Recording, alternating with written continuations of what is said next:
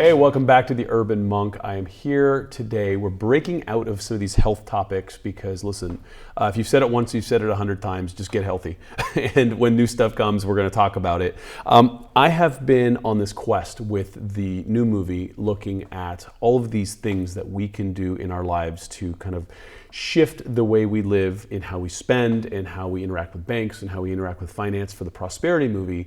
And along that arc, I basically tasked out our show producer, Carl, to say, look, I want things along this arc that will help my listeners. And so today in studio, yay, because we do a lot of Skype stuff, is Anna Akbari, who is actually half Persian, so I'm full Persian, who's here, finally moved down to Southern California, got out of the New York weather, and is living where the sun is still shining. We had a warm lunch day today, talking about starting up your life. So you're a sociologist by trade. Yes, I am. Yep. And so you taught at NYU back in the day. I did. And then you got involved with startups in Silicon Valley? I did. So I migrated from academia to entrepreneurship, which might seem like there's a real disconnect, but I think that a lot more academics should approach their career from an entrepreneurial perspective, but maybe that's a different topic. But yeah, I did. I made that migration, and I was really, my role in academia, and part of the reason that I chose the programs that I did, is that I was more interested in how we could be public intellectuals versus just operating within the academy. And I think entrepreneurship is a really great way to do that, as well as writing and speaking and this sort of work. It's interesting. We had someone on the show last week who was talking about this kind of dynamic tension between intellectuals and entrepreneurs, and how that's happening on the coasts. And there's all of this kind of money envy and class warfare and all this. But he was a Berkeley economist, and he was speaking about this in a context that I'd never really thought about before. But you are an intellectual entrepreneur.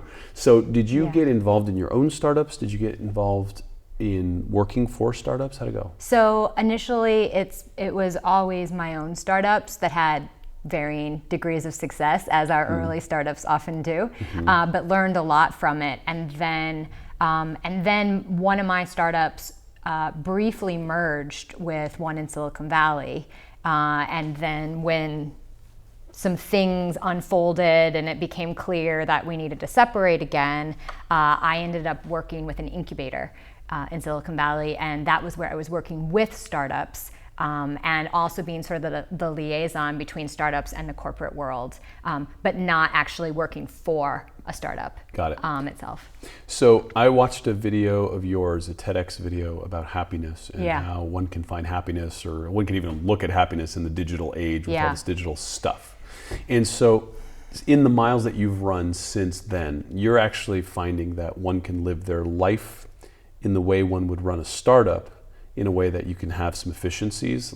So you've connected some dots there in your own mind. That's right. Yeah, between being a sociologist and being really interested in identity in general. That's really always been my focus. And so the initial place that I looked was in our physicality and the way we self-present. And then from there, it evolved into our digital personas, because it's a huge part of how people know us, how we know ourselves, how we interact and form group connections. And so from there, I really became very invested in this idea of whether or not that was making us happier, and what we could do to alter that. Because looking at it from an identity perspective, I really think identity is not something that's fixed. It's something that we can, for lack of a better word, we can manipulate it in ways that will lead to our preferred aspirational existence. And I think that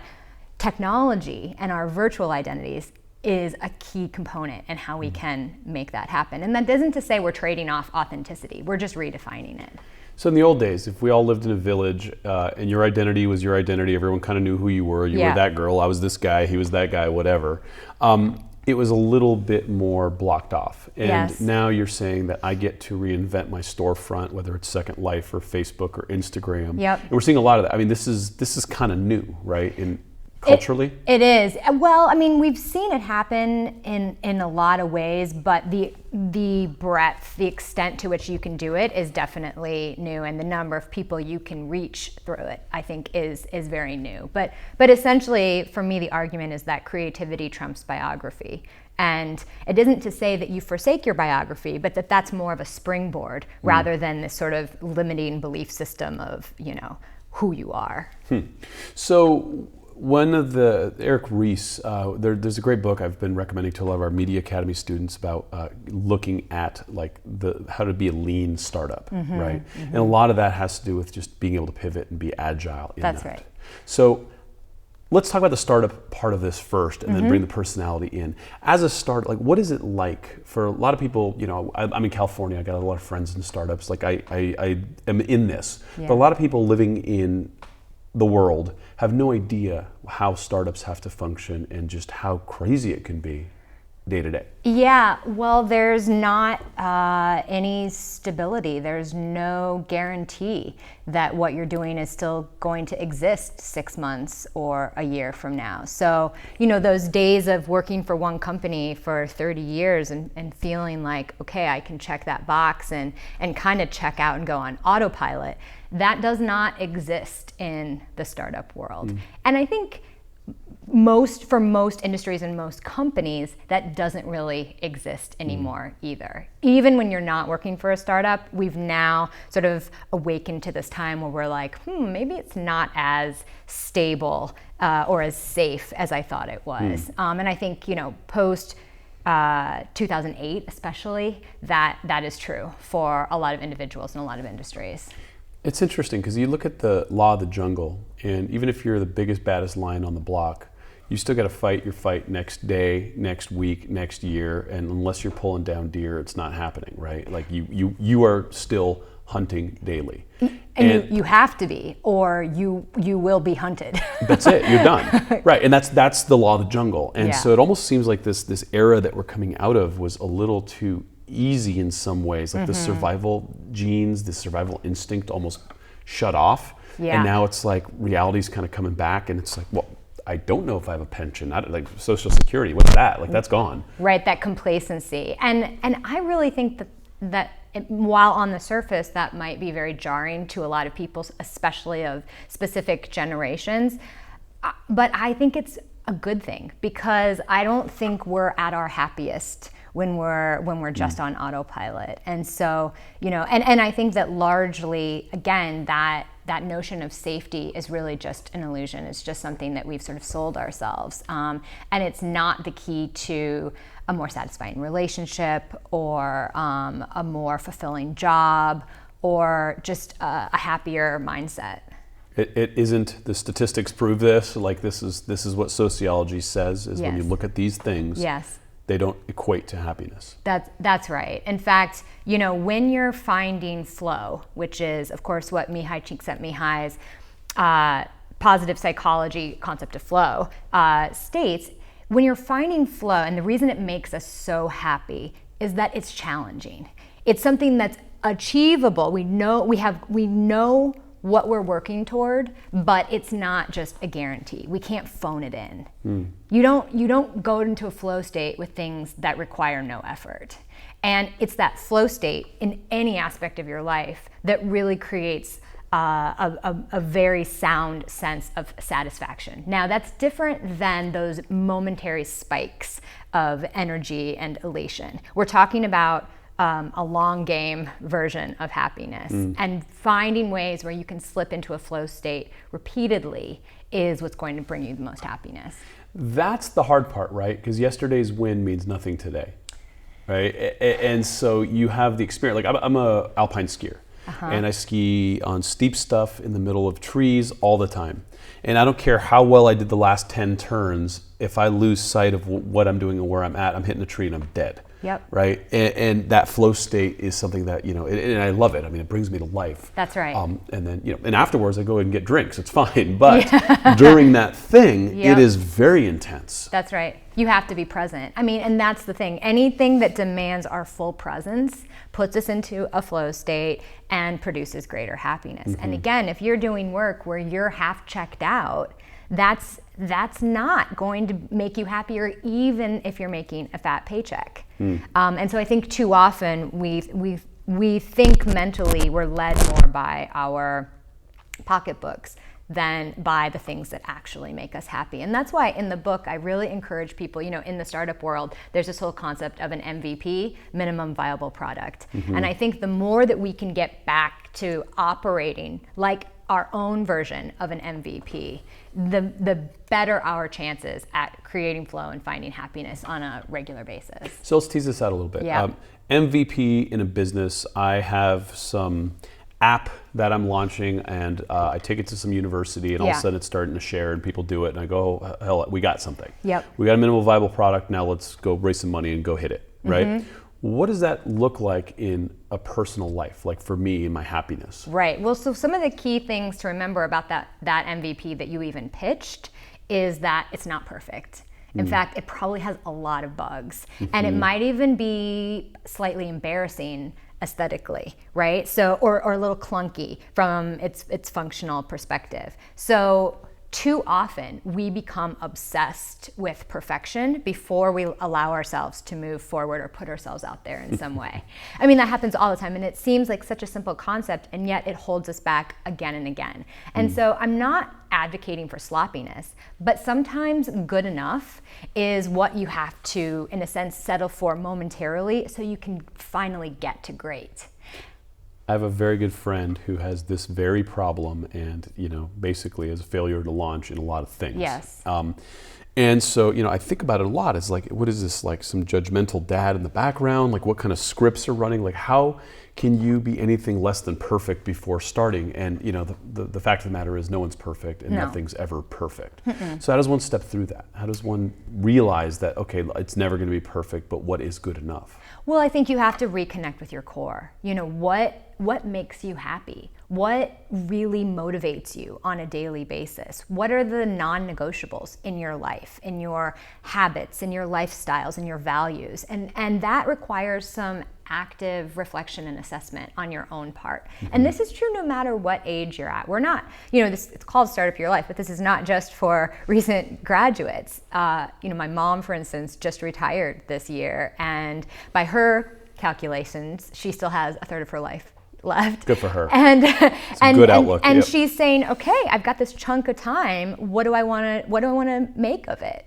So this is really applicable at any stage of your life. And I use the example of Starbucks actually in the book, because one of the paths to teasing out your MVP is through experimentation and learning through that sort of observe, hypothesize, test, repeat formula. And sometimes we feel that we're too big for that we have too much to risk. And you take a company like Starbucks, which isn't currently a startup, but it has always operated with more of a startup mentality, even from its early days.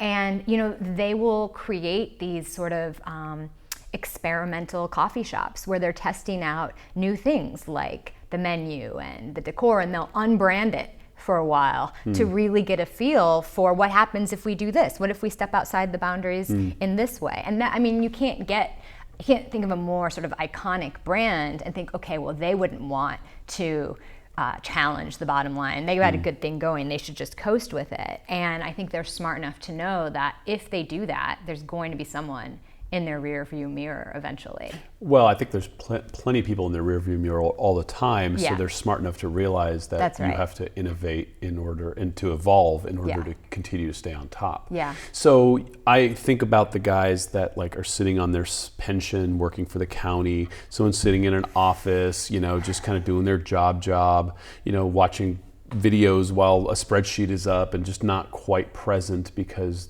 it sucks and they've just stopped that innovation. Yeah. Where do you even start? How do you look at a minimal viable product of some new happiness project in your life? Well, the first thing that you do is you unlearn a lot of the assumptions that you've made about who you are or what you need, or the sort of truisms, that we're taught, these mental models that we construct and that are constructed automatically for all of us from the time that we're born. And sometimes these mental models are great and that they help us to get from A to B smoothly, because we can't be hyper vigilant about analyzing every single thing, or we would trip ourselves up. So the mental models serve a really great purpose, but they also can be extremely limiting. And so I think the minute we start to challenge our own assumptions, that's when we start to break free and see things differently. And you could be seeing things differently in a job that you've had for 40 years, and it could have something to do with your relationship with your boss. It could have something to do with the way you communicate with your clients. There's so many different things that you can experiment with and challenge mentally. And I think that also helps us not to fall into that groupthink model, which in larger corporations and in a space where we've been operating like this and it's worked for 40 years, you know, why break it? Well, because it's not satisfying to us. It might not be maximally satisfying to your clients, and let's shake it up a little bit. But you have to first embrace this notion of, I might initially fail. I might step back a little bit before I can move this forward in a way that's going to look like a win. How do I look through the lens of my, like, so if I have my life experience and I have my own mental models and I have my own kind of framework, and this has been my storefront for years, how can I even step to the side or something to look at it tangentially to even question what might be able to be looked at differently? So there's a couple different ways. One can just be what you're exposing yourself to. Sometimes stepping outside the boundaries of whether it's the culture we're taking in or the people we're having conversations with, that almost immediately starts to challenge your mental models. And that can be as simple as, you know, you don't have to go to a foreign country to do that. You might be taking in different documentaries or listening to different podcasts or putting yourself in a different neighborhood for an afternoon. I mean, things where you are forcing yourself to encounter things and people that are foreign in whatever way you want to define that, that you know are going to be different and challenging. And that's something that most of us don't do on a regular basis. We cling to something that's familiar, even if it underwhelms us, you know, because that safety, that perceived safety, even if it's not satisfying, feels more comfortable than the promise of something great, but that is foreign. And it's full of fear. Absolutely, it's fear-based. So I'm in this place of complacency and comfort, and it starts to slowly lull me to sleep, and I'm no longer at my best. Right. And I'm kind of, you know, idling at whatever. I'm looking down, hoping I don't get caught, you know, and get fired, right? And I'm not living my life to my potential. Right. There's millions and millions and millions of people that fall into that bucket. Absolutely. Versus the people that are out there and hitting it and going and getting it. They're not different. Like genetically, I mean, sure, we have some variation, but you're saying that these people are now challenging those assumptions, and they're kind of committed to grow, and they're leaning into the fear a little bit more, is what I'm hearing. Yeah, and I think from a biological perspective that some of us, we could argue how much of it is nature, how much of it is nurture, but I do think some of us have a greater appetite for risk and greater resilience. But the interesting thing is a lot of that resilience doesn't come from an elite pedigree. The resilience sometimes comes from knowing what it means to struggle, from having experienced that. That's why in Silicon Valley, there's this thing called FailCon. It's actually a conference celebrating failures. And that's because there's this mentality there that until you've failed, you haven't really been tested. And until you've been tested, you can't really learn anything. Of course, I think the caveat there is that just failing is not the way you learn. You have to then actively reflect on that and make something of it to sort of fail up.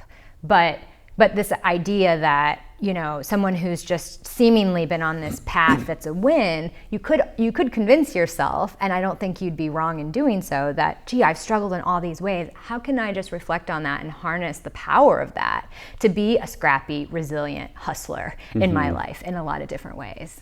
You're seeing this with Silicon Valley startups all the time. Yeah. What percentage of them make it? Like actually are, you know, companies 5-10 years later? Oh, tiny percent. I mean, the number varies what the actual statistic is, because it really depends on how you how long you're looking at it, and how you define making it, and whether they're just in existence, or does it count if they've pivoted in some way, or been acquired or whatnot.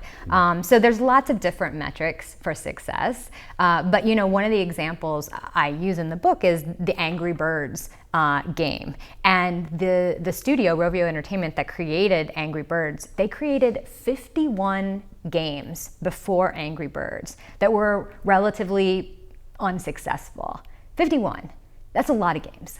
That is a lot of iterations. Yeah. And then I use the example of someone like Thomas Edison or Ford, where we see these people who were not necessarily creating something altogether new, but they wanted to rework it in a way, and they kept failing and failing and failing, but just kept going back at it because they knew they'd learned so much each time. And again, this may sound like a sort of cliche lesson, but how many times do we tell ourselves it's just not practical to try again?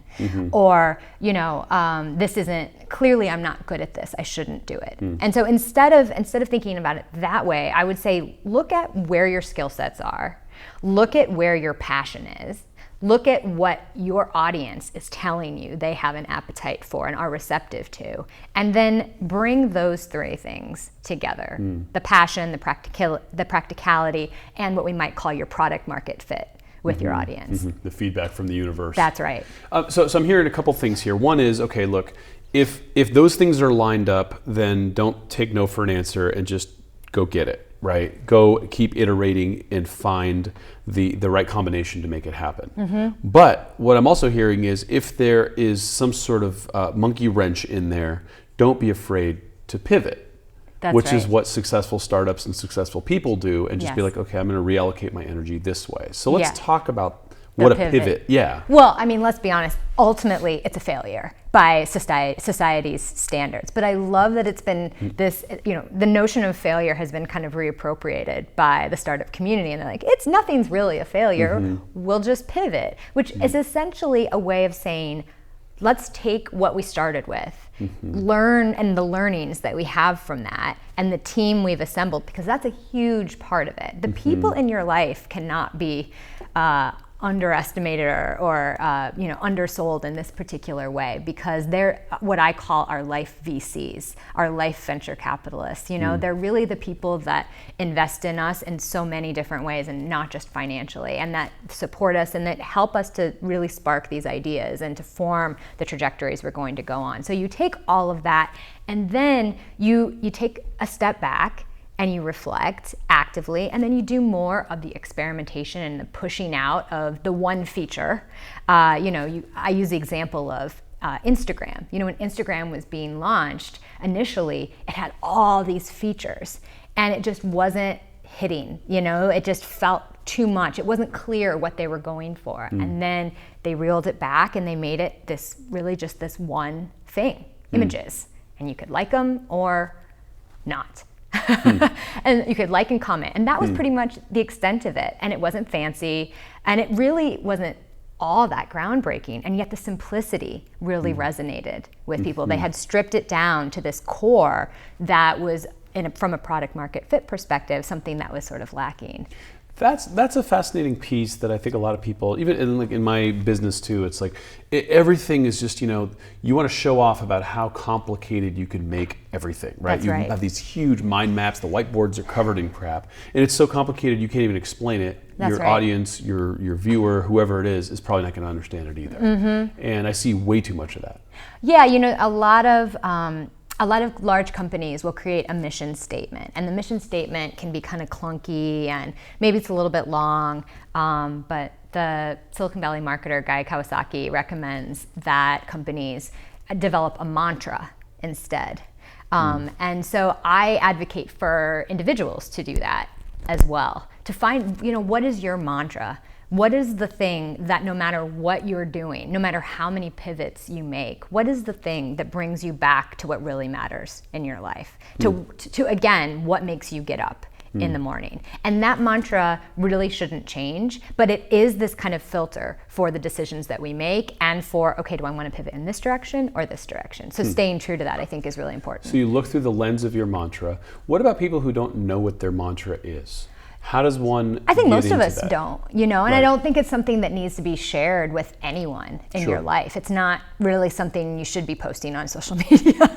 I know it's Which hard. is what everyone does. Right, Yeah. right. But it's Yeah. that thing when you're quiet, and maybe it's not the most beautifully crafted sentence. It's not about its sexiness. It's about whether or not it feels right to you. And I think being able to use that as the filter for many different decisions that you're making is really important. I come from a meditation background. Yeah. Obviously, you sit down, there's introspection, there's Yeah. reflection. You could sit by a river and kind of gather yourself and really get down to the essence of who you are. Yeah. And there's a lot of, there's contemplative traditions in every religion that, Yes. that do that. Yeah. But in my experience, that stuff takes a minute, right? And we're in a world that's just so damn busy that Yeah. like people don't even slow down to ask where they want to go. They just keep running. Right. And so is there a period, like I know with companies, you kind of like pull in and have meetings and retreats and kind of figure out who you are. How do you recommend that for an individual? Finding that center. Yeah, find that center. Well, I think creating moments where we unplug, and sometimes that creating that simplicity is about eliminating distractions, and that's something that can be one of the biggest hurdles, I think, for people who want a mindfulness practice. Is they genuinely don't believe that they can give themselves permission to be off duty from all the pinging that's happening, even for 20 minutes. And so, first of all, I think we all would need a reality check of, are we really that important that the world can't do without us for 20 minutes? And then also say, well, if I am that important, then I'm going to have that much more to offer. If I give myself this 20 minutes, I have a lot more to give, ultimately. So I think reminding ourselves of that, but eliminating the distractions. If you don't eliminate the distractions, I don't know, perhaps you know of a suggestion, but I don't know how you will be able to reach that place and make decisions from a place that's centered and mindful if you can't find outlets for minimizing distraction. No, you can't. And so there's people that are better at being able to filter and eliminate the distractions as they're coming in because they've developed that mindfulness practice. Yeah. But without actually doing the practice, it's darn near impossible. I mean, you have to give yourself some mental real estate to press pause to be able to feel what it is that it feels like to be you, and then go down to what you're talking about as the mantra, which is that kind of that core operating principle that then all your other pivots need to function around. Right? Well, and I think that one of the things that I hear a lot whenever I talk about mindfulness is, oh, well, I work out, or I go to yoga class, and those are clearly wonderful things to do, and I'm not saying stop doing those things, but that's very different from sitting quietly. It really is incredibly different, and just from a brain perspective, from a neuroscience perspective, the effect on your brain is different when you just go to a yoga class versus if you're doing meditation, 20 minutes or 40 minutes a day. Yeah, well, and that stillness is something that our culture doesn't emphasize enough because everything's moving, everything's spinning. I mean, look at us now. So biologically, we are in the northern hemisphere, and biologically, what we should be doing right now is shutting down. Right, cup of tea, sitting by the fire, reading a book, not doing much of anything, hibernating. Right, and everyone's out right now, like trying to get holiday presents and just it's just pandemonium. Right, and so even when biologically we have these cues to slow down, culturally it's like I got New Year's parties and I got to go get a stupid sweater for the stupid sweater party, and it just doesn't stop. And so if society doesn't stop, one must stop in society. That's right. We have to carve out those little enclaves for ourselves and create our own rituals. I think the creation of and the adherence to ritual in our own lives is incredibly important. The mythologist Joseph Campbell said that we have to stop we have to stop planning and living for the life we've planned so that we can enjoy the life that awaits us. And I think that that's really important. And if our lives are just one giant to-do list, it's very hard to get out of our own way and see what the sort of, for lack of a better word, magic that is unfolding in front of us. All these sort of unintended or unanticipated happy accidents that unfold. But if we have too much of a tunnel vision perspective, it's impossible for us to even absorb and take advantage of those. Do you have examples of that in Silicon Valley where, it's like, hey, we're this company, we're doing this one thing, and then so-and-so had an idea at lunch or something, and then all of a sudden it's just like, this is what we do now, right? And there's a lot of this stuff that I hear. Well, I think one of the biggest ways that manifests itself in Silicon Valley is when users get a hold of it. Because, and this is the problem with larger companies, is they'll have their R&D that will have what they think is a great idea, and then it'll go into development for a year or 2 years. And then when it's finally released, it's either dated or it turns out no one wanted it in the first place, even though it seemed like a great idea. And one of the key elements, I think, that distinguishes Silicon Valley and pushes some of their products to be successful is that they're always pushing it out, are always pushing stuff out really early, and they are listening for feedback, and they're paying attention to what happens because it's early and they can't really anticipate, okay, well, we think this is going to be our user base and we think it's going to be used this way, but then you see it do a sort of right turn, and that can help to change the way they develop going forward. So there's a really important point in there, right? Where you are waiting for the universe to give you feedback. Yeah. And then you're taking actionable intel and then making pivots on that. And a lot of us, I've said this in my last book, it's like we live in a proclamation society. It's like, okay, well, I'm 18 years old, I have to pick a major, I'm going to be a doctor, right? And that's it. And you just say, this is what I'm doing, and then you just do it, and you never look back, and it's like you hang out with doctor people the rest of your life, and that's just your path. That's right. And so this is the opposite of that. It's okay, right. That seemed like a good idea, but now I'm here. Well, actually, to that end, I use the example of the lawyer default mentality in the book, which could be, and I say it could be doctor, it could be, you can insert anything that feels like the obvious safe choice for you. And that's not to say that people shouldn't become doctors or lawyers. They're wonderful, we need them. Some people are very happy doing that. But there are a lot of people that do that and are really miserable.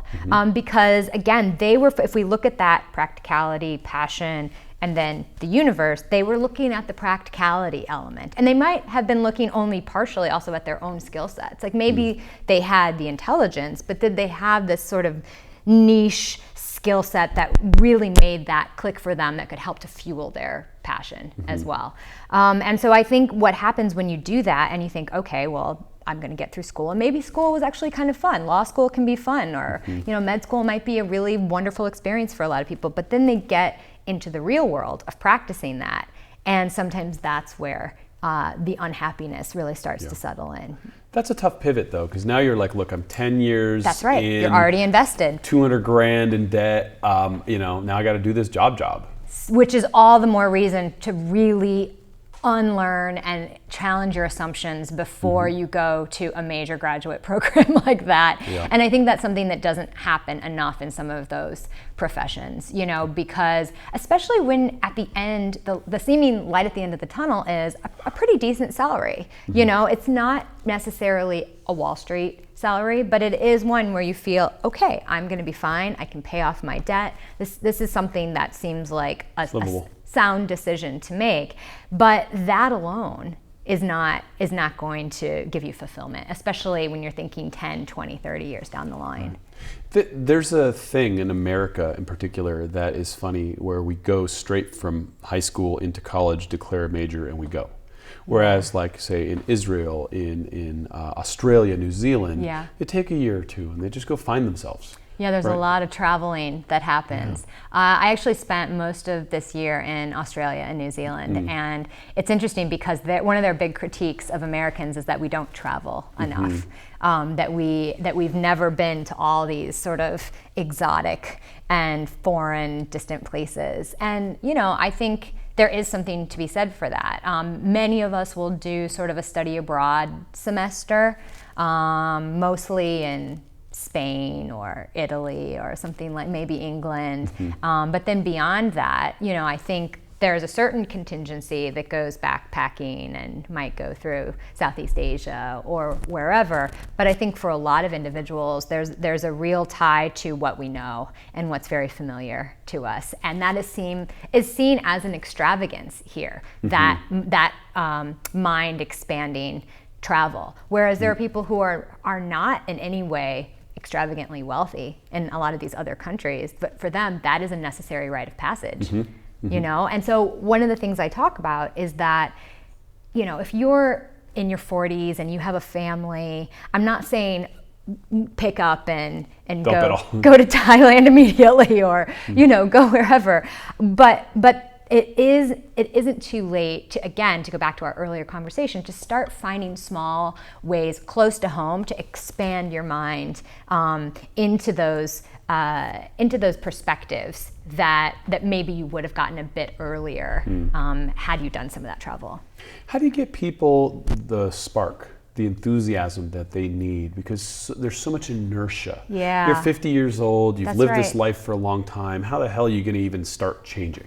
I think that fun has to be the answer. I think finding what makes you have fun, that isn't just about, okay, how does this bit of fun fit into making me wealthy or helping pay for my kids' college or whatever the practical thing is. I think allowing yourself outlets for fun puts your brain in a very different space, and it opens you to things. And I think that play is something that we largely get out of touch with in adulthood. It's not on most of our lists of things to do every day. And if it is, it's often done in a way, well, I'm doing this because I'm going to get better at it. I'm going to keep getting better. And play is not really about being good at anything. It's time out of time. And so I would really encourage adults to make time for serious play and be really committed to it, because I think that's where our brains go into a different state and we learn new things about ourselves. It's kind of that B-roll. It's the thing that happens when you're in the shower and your mind is wandering. And I think during play that can happen, and while also really invigorating us. Yeah, and play is very transdimensional, right? And we're so stuck on this path that we've picked for ourselves. Yeah. And so I love the permission to play. It's a hard one. Very for hard. people in our culture. Yes. Right? Like Extremely. but I got things to do. Like look at 15 emails just came in. Well, and right? in part because some of your peers will vocally judge you because they're not giving themselves permission. So then they think, well, this isn't a serious person, or what do they think they're doing that they can take this time to play and I'm slaving away. Right. But you really have to just, be confident in your decision and deflect those criticisms, because ultimately it's going to pay off for you. You're going to be better and stronger at these other things that might be seemingly totally unrelated because you've given yourself that downtime. You've been around a lot of serious people in terms of successful entrepreneurs in Silicon Valley. What percentage of them would you say are fun and are allowing themselves to play and are in this kind of iterative growth process and live there? Well, one of the big things that I noticed when I transitioned from New York to Silicon Valley was that there's much more of a work-life balance. These individuals, I think anyone would argue, are still wildly successful and serious about the work that they do, but they make time to be outside. They make time to spend with their children. They make time to even have a family.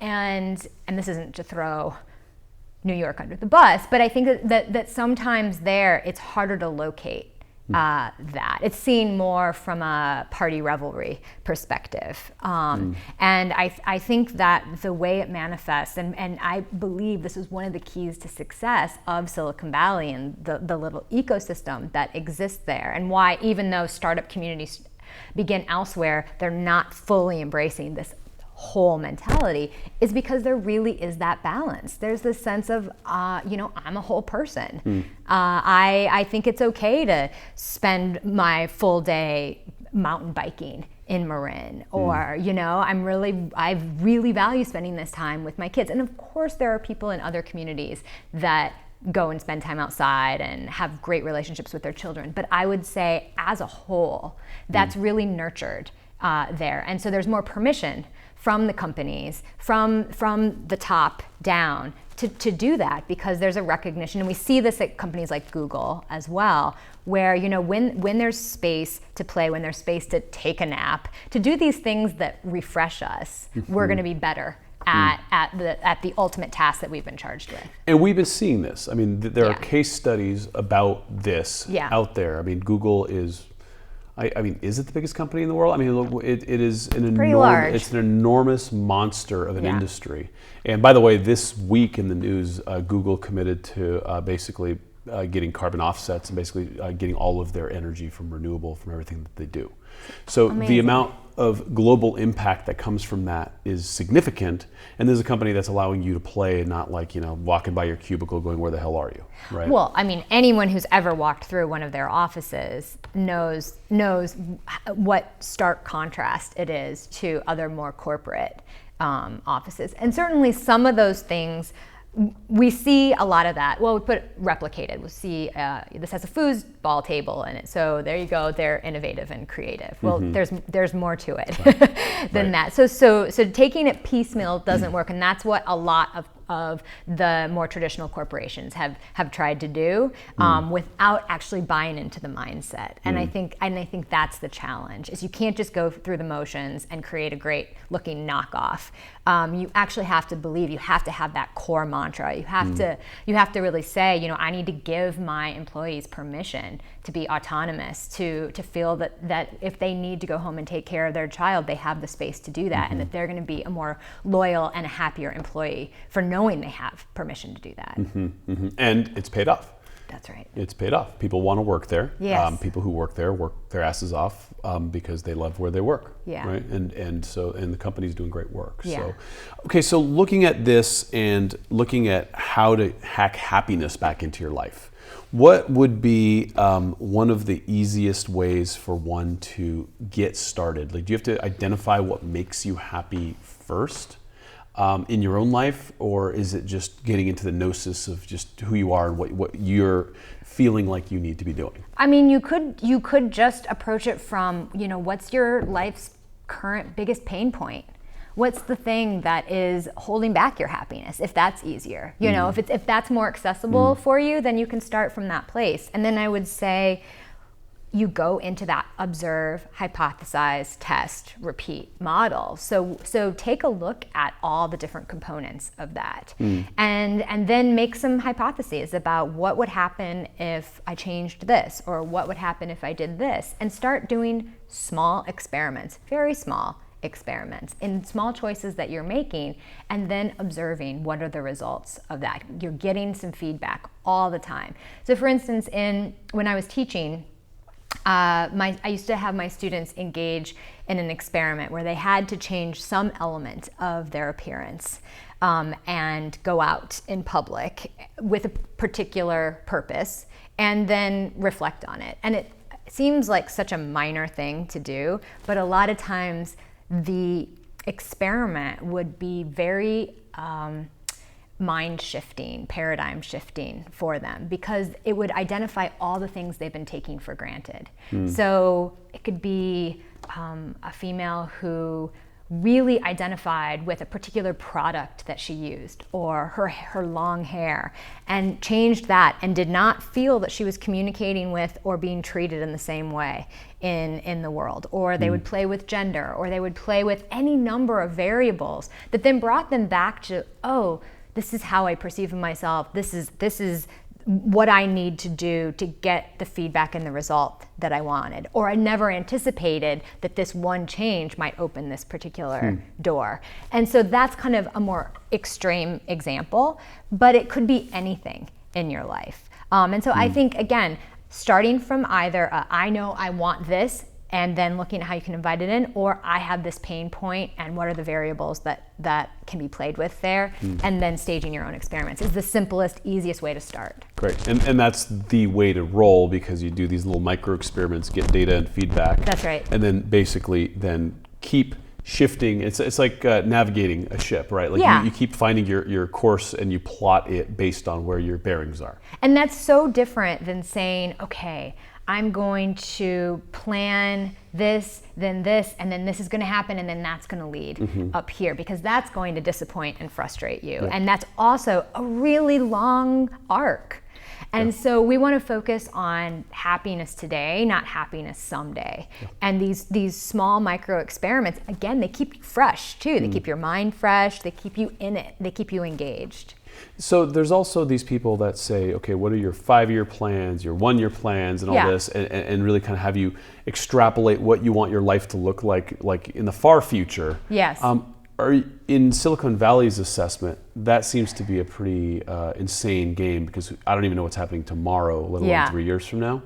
Well, it is. I mean, look, you're still asked to do that by VCs. So if you're pitching for and you're raising an investment round, they will ask you to put together a spreadsheet of what you're projecting, and they know as well as you do that is largely, there's like a 99% chance that those numbers are not actually going to happen in that particular way. But I think what that exercise does is it shows that you have the capacity to see how A could lead to B and B could lead to C, and to see where your current vision is. So they want to see how you're thinking, and they want to see the causality, and they want to test your logic in a lot of ways, I would assume. And also, how practical is that? Is that something that actually could happen, right? Or is this just, oh, we're going to go public in the next 5 years? Okay, so what does that mean? Yeah, what are you basing that on? Right. So I think from a personal perspective, I think going through that exercise can still be valuable. The problem, however, is when you go into that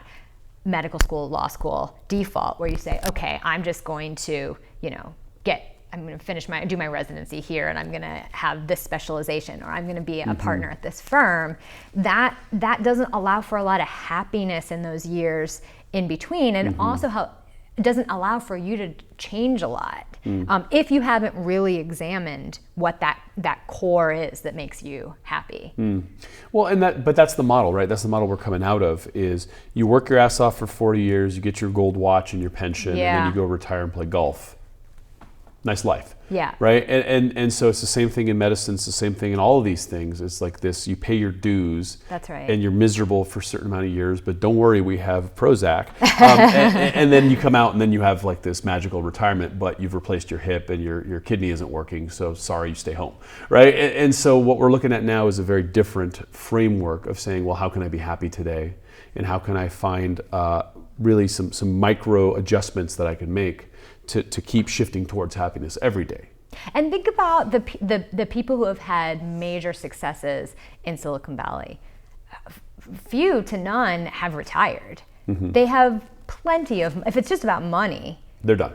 They could be done 4 companies ago, some of them. So why do they stay in it? They stay in it because ultimately it's not just about the money. It's never just been about the money. It's about what it does to your brain, the way it challenges you, the people it connects you with. And for many, I think there's this feeling of when you take yourself out of the game from that, then you stop feeling really satisfied. You stop finding that happiness. And yet our traditional model is very different from that. It is really about living for retirement. And then you get to retirement and you think, well, this isn't that satisfying, because I don't want to play golf every day. This sucks. I want the surrounded by option, boring people who all just want to play golf all day, and no one's happy. Right, exactly. So I think no matter where you're at in life, it's not too early to start thinking about this different perspective of how you want to live. There's we're live, so I'm going to poke it. So if anyone has any questions for our guest today, let us know. Here's the book, by the way.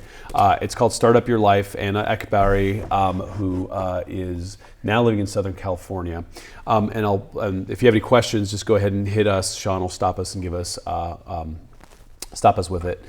Real quick, this reminds me of a story historically of Genghis Khan's, I think, grandson, Tamerlane, Timur we call him, and he would always sleep outside his tent on the floor in the snow. And the soldiers would be like, "Yo, you're the man. Like, you got this really nice thing over there. Like, we'll send you wine." And he's like, "No, because the day I start sleeping in there is the day I start to lose edge, and it's over." And so he just stayed like always in the snow. And so that to me is kind of like, and I'm sure the Silicon Valley guys have nice wine and nice beds, but it's the same kind of principle of like, what am I going to do? I'm going to be bored. Yeah. So Sean, I know we got a couple questions coming. Yeah, I got one for Kathleen, and it's like, in terms of setting your goals and sticking to your goals, is there a difference between like eliminating the distractions that might distract you, or just not engaging with the surrounding distractions, or is it kind of one and the same? Do you feel? Well, I don't know that permanently eliminating the distractions is that practical for most of us. If we say, okay, I do want to still function within everyday society, and if I have people in my life that rely on me in some way, then for any prolonged period of time, I don't think permanently eliminating them is really that practical. But there certainly could be some distractions that could be eliminated, just not all of them all the time, right? So finding what is manageable for you. There's a big unplugging movement, and there's a National Day of Unplugging every year. And for some people, it started really with the Jewish tradition of the Sabbath and sundown, but it really has become this very secular movement about giving yourself that space and distance from technology. If it's for an entire day, or even if it's just for an hour. One of the things I'll say to some of my clients is, I accept, and you can accept, that an entire 24-hour period where you have no connection to technology isn't really a luxury that a lot of people have. But can you carve out space each week where you only have the technology you use, let's say, is just music, or is, you're watching a film with your significant other, but you don't have any of the other distractions around you. So just being mindful of that and eliminating, and then sticking with it, I think is really satisfying. Most people don't have the experience of what that even feels like. Yeah. Because once you do, it's good. Oh, it's good. We just did a show. I don't think we've aired it yet. The Tech Cleanse show. We took like Abel James and Dave Asprey and like Kevin Gianni. We took a bunch of like my internet buddies out with families to this place where no cell phones worked. Oh, wow. And a couple people freaked out. It was about 5-6 days out there. We had a wilderness survival course. But I have to say, like, I was running the thing, so it was kind of like a pain in the ass for me. Yeah. But people to this day come up and say, "Wow, that was one of the most special weeks of my life." I'm like, yeah. Oh, you don't put your phone down. Got it. That's right. It really made an impact in people who were just too stuck on their tech. Well, that's why we've also seen the rise of things like the digital detox movement of retreats coming out of Silicon Valley, because there's this sense of, I must always be accessible. But then if I sign up for something and it's not permitted, I can give myself permission. Or people will purposefully seek out vacations where they know they're going to be out of cell phone range. And because they feel from their companies, I mean, this has been a growing trend where companies will say, we're not telling you how many vacation days you have. You can just take whatever you need. But what happens when you do that is sometimes people feel that they need to, And so from a company perspective, in one respect, it's really smart, but those people tend to take actually fewer vacations and tend not to truly check out when they're there. Interesting. There's a company we work with down here in San Diego, big tech company, who they're having this issue with their round the clock, because they have people in Singapore, they have people in India. So it's like, I come home, at 5 o'clock, hang with my kids for a couple hours, and then, Japan comes online, and then it keeps rolling. That's right. And so people are just up in the middle of the night doing emails, dealing with like something with some team, and they're going crazy. Like they can't let it go. And that's, and that there's a whole theme in our next movie about this, because the quarterly earnings that are expected from Wall Street, and this kind of drive to constantly be growing things on a quarterly earning basis and putting up those numbers is destroying the people in the companies, it's destroying the environment, and it's destroying the atmosphere where we could actually live a happy life. And so what's the point of any of it? Yeah, and I think look, when you're dealing with multiple time zones, it does make it more challenging. Oh yeah, absolutely. So there just needs to be policies. I mean, we've seen that happen I think in Germany, we've seen it happen at the Huffington Post, where there's just, and it has to come from the top down, where they say, we want you to have that time. We want you to feel that you don't have to be accountable after a certain hour or on the weekends. Because that's one of the number one things I hear when I give talks on this, is people coming up to me with just this desperation, really, saying, how can I do it? How can I even just take Sunday and be with my family? And it's a real issue that people are grappling with. But this is the issue of our time. Like, Yeah. we are going to go extinct if we can't slow down, snap out of it, and like start living life in a way that actually has some meaning and some value back in it. Yeah, and really disrupt that paradigm that seems to be pushing us right now, which is that speed equals better, or that's going to give us more of what we want. And the slow whatever movement, and that's been from food to anything else, is I think really the counter to that. Yeah, there's slow food, there's slow money, there's slow everything at this point. And yes. It's slowly growing. Appropriately so. Yeah, exactly. So I know the book is out this month. It's coming out later in December. Yes, but you can pre-order it now. Great. Yep. Great. And so I love how you've blended this. I love how you blended your understanding of Silicon Valley with just happiness, because the work I've seen from you prior to this book was all about research and happiness. Yeah. So, having worked in Silicon Valley and looked at some of their agile frameworks, then looking how to apply that there. I love models and I love frameworks. So yeah. Yeah. Well, I hope it resonates with a lot of people, and it's something that they can really start integrating immediately. It's a book that I couldn't find when I was piecing a lot of things together, so I hope it fills a gap for a lot of people. Excellent. Those are the books that need to be written. Yeah. Right. Excellent. Well, thank you so much. Thank you so much for here. having me. I appreciate it. Thank you. Thanks. For those of you out there, let me know what you think. Leave some comments. We'll have some questions later in the thread, and keep it going. I'll actually be on in about 20 minutes with another guest. We're kind of stacking in a few more shows before the holidays, because this guy's going to go spend some time with his family and relax, because we all deserve to hibernate. I'll see you next time.